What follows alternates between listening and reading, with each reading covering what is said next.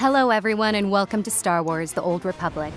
This video is aimed at giving you a brief overview of the information you will need to jump right into the new expansion, Star Wars: The Old Republic, Knights of the Fallen Empire.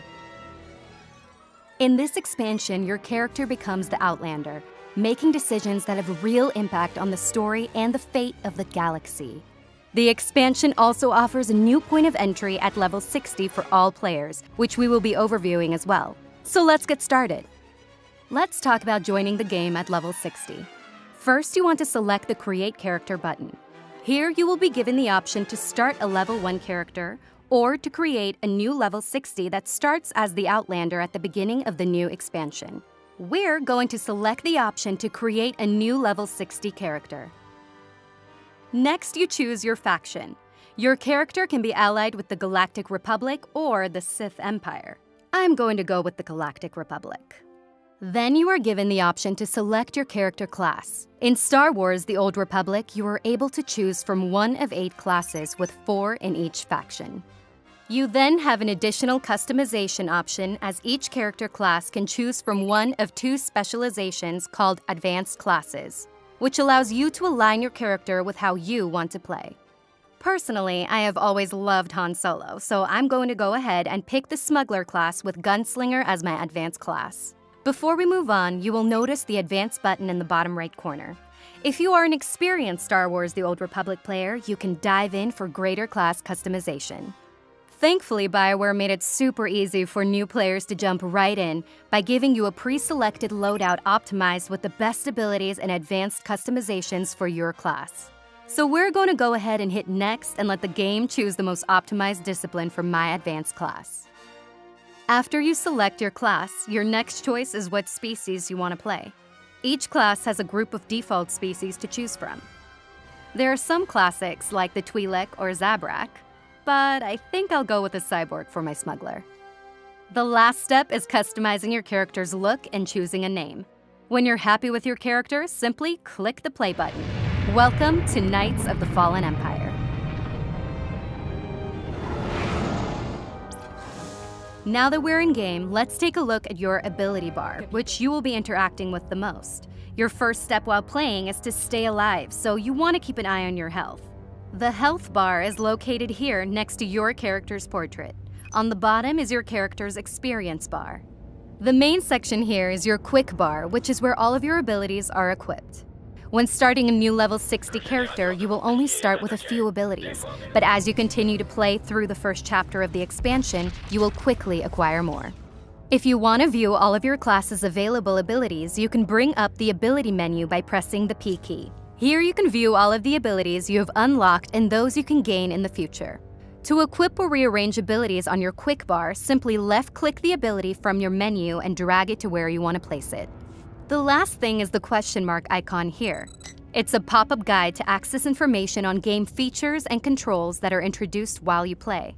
This is a useful way to review and gain further information on game features and controls.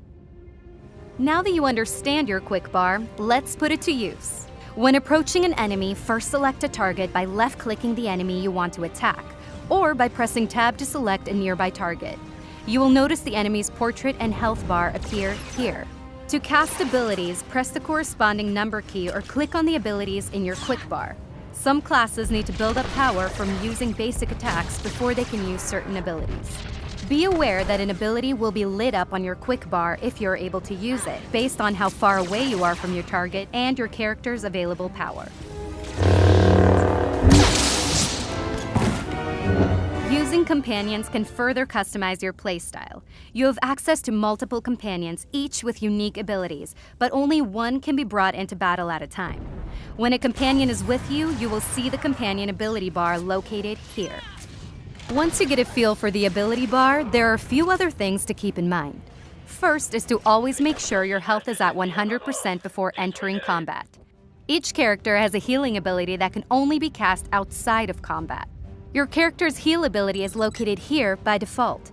Pressing it will make your character return to full health over the course of a few seconds.